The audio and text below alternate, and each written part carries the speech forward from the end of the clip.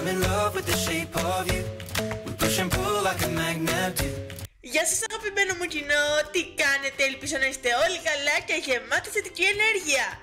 Επίσης, χρόνια πολλά στις γυναίκες του κοινού μου, μιας και σήμερα είναι η ημέρα της γυναίκας. Χρόνια πολλά κορίτσια μου. Επειδή πολλοί με ρωτάτε πότε θα βγει το καινούριο Flirt Q&A, σας λέω ότι θα βγει αυτή την Παρασκευή και πιστεύω ότι θα είναι λίγο μεγαλούτσικο. Τέσπα, στο σημερινό βίντεο θα αναλύσουμε τα λάθη που κάνουμε όταν φλερτάρουμε.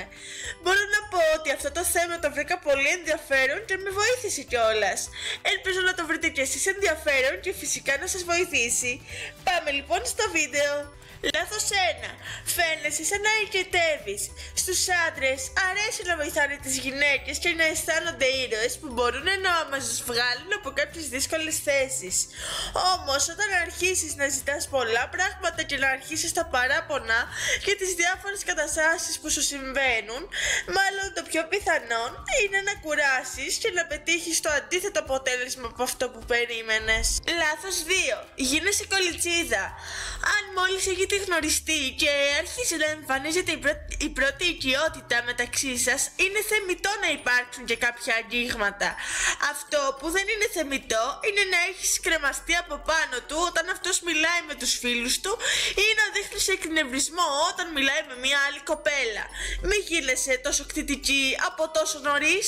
Λάθος 3.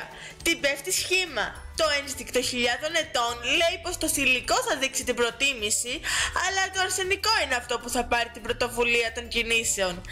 Αν είσαι πολύ προκλητική, αυτή σου η συμπεριφορά θα παρερμηνευτεί, κάνοντας τον να νομίζει πως ψάχνεις μια απλή σχέση μιας εβδομάδας ή θα τον ξενερώσεις, καθώς θα αισθανθεί πως χάνει την πρωτοβουλία των κινήσεων και από πρωταγωνιστής γίνεται κομπάρσος. Λάθος 4. Φλερτάρεις όταν ο άλλος είναι νευριασμένος. Όταν ο άλλος έχει τα νεύρα του για οποιοδήποτε λόγο, σίγουρα δεν είναι η καλύτερη ώρα για να του κάνεις τα γλυκά μάτια. Μάλλον η προσοχή που θα σου δώσει θα είναι αδύναμη, χωρίς κανένα ιδιαίτερο αποτέλεσμα. Αντιθέτως, αν είναι λυπημένος ή απογοητευμένος για κάτι, η προσοχή σου μπορεί να του ανεβάσει τη διάθεση. Λάθος 5. Παίζεις παιχνίδια.